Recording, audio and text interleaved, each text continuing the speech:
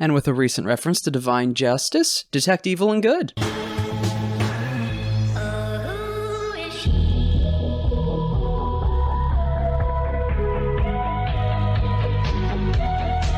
First level divination, casting time of 1 action, range of self, components verbal somatic, duration concentration up to 10 minutes. For the duration, you know if there is an aberration, celestial, elemental, fey, fiend, or undead within 30 feet of you, as well as where the creature is located. Similarly, you know if there is a place or object within 30 feet of you that has been magically consecrated or desecrated. The spell can penetrate most barriers, but is blocked by 1 foot of stone, 1 inch of common metal, a thin sheet of lead, or 3 feet of wood or dirt.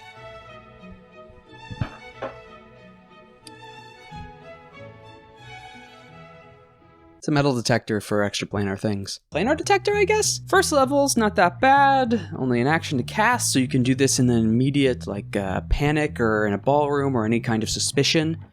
Whether something's desecrated or someone's disguised as something or there's an undead or demonic influence around you. 30 feet? I mean, the scene I can see this being the most useful is when it comes to the creature detection. There's an invisible creature you're trying to fight.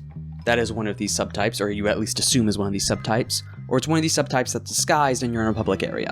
I mean, you've got 10 minutes to walk around and look around for these things. Even if you weren't specifically searching, it wouldn't hurt for the paranoid party member to cast this in a general ballroom and spend 10 minutes just walking around, talking, and being close to everyone at a party or event or at a gathering.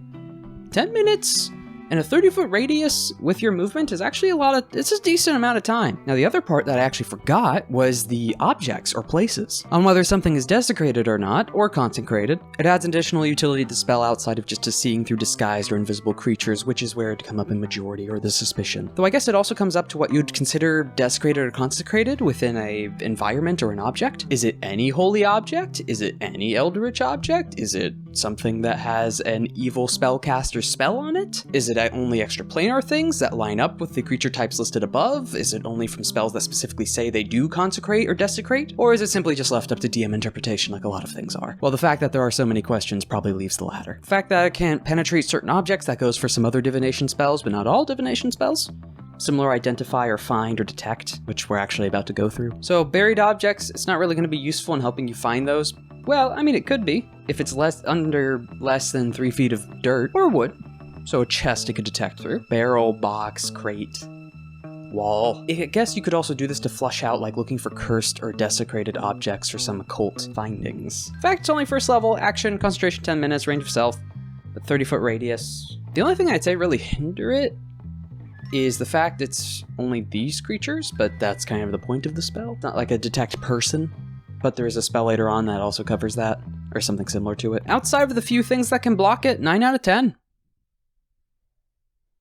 It does as it says. It's for detection, and being the low-level spell slot it is, yeah. 9 out of 10. Even though it's not a ritual, it's only a first-level spell slot and an action. It's not 10 minutes to cast it.